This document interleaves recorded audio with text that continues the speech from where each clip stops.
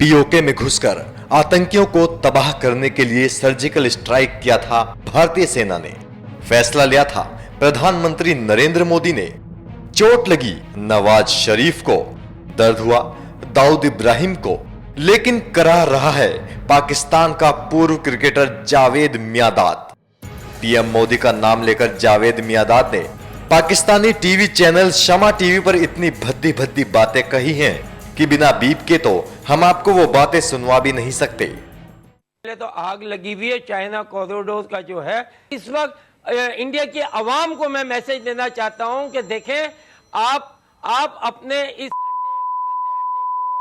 आप खुल के आए, मैदान में आए, आप रोडों पे आए, आप इस्तेसाब करें अपने आदमी का, क्योंकि ये तुम्हारा हक है। अगर आपके मुल्क में कुछ लोग ऐसे हैं जो अपनी वजह से आप लोगों को भी मरवाना चाहते हैं, आप लोग ऐसे नहीं है, तो मेरी तो एक आपसे रिक्वेस्ट यही है कि पूरे इंडिया में, क्योंकि हम खेलते रहे क्रिकेट, मैं टूर करता रहा हूं, मुझे पता है कि वहां के लोग जो हैं, आवाम जो है ऐसी नहीं है, मगर इनके ये जो नरेंद्र मोदी साहब जो हैं, जो इन्होंने जिस तरीके से ये, मगर इसको ये नहीं पता कि ये किस कौम को ललकार रहा है। जो हम तैयार बैठे हैं इन चीजों को, हम इन ऐसी मौत और ऐसी शहादत, हमारा हर आदमी, पाकिस्तान का हर बच्चा चाहता है कि अल्लाह करे अगर हमें शहादत मिले, मौत मिले तो ये वाली मिले, तो हम तो तैयार हैं। मैं भी कहता हूं कि जब मौका मिले इनको टिट फॉर टैट। आप सोचेंगे कि सर्जिकल स्ट्राइक में पीओके में पल रहे आतंकियों का खात्मा हुआ तो क्यों कराने लगा जावेद मियांदाद? तो अब इस क्यों का जवाब सुनिए।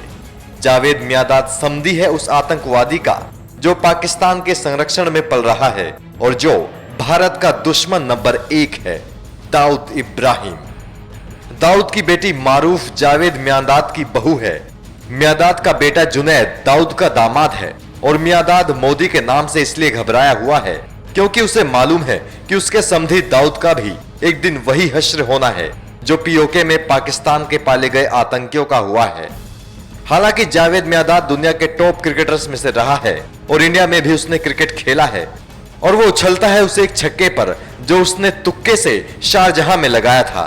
लेकिन आज जब मियांदाद आतंकवादियों की हिमायत करते दिखाई दे रहा है तो इसमें हैरान होने वाली कोई बात नहीं। उसकी मजबूरी भी समझी जा सकती है। वो पाकिस्तान में रहता है, दाऊद का रिश्तेदार है, तो फिर वो इससे अलग और बोल भी क्या सकता है। पहले तो आग लगी हुई है चाइना कॉरिडोर का जो है। इस वक्त इंडिया की आवाम को मैं मैसेज देना चाहता हूं कि देखें, आप अपने इस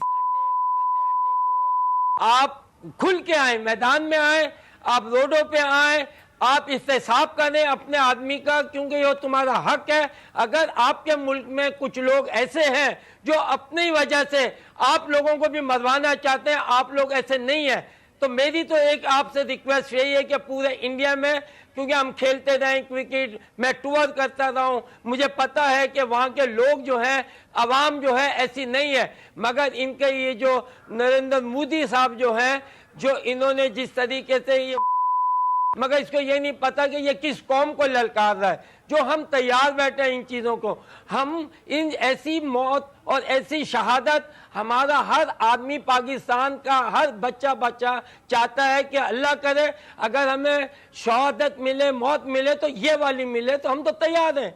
मैं भी कहता हूं कि जब मौका मिले इनको टिट फॉर टैट।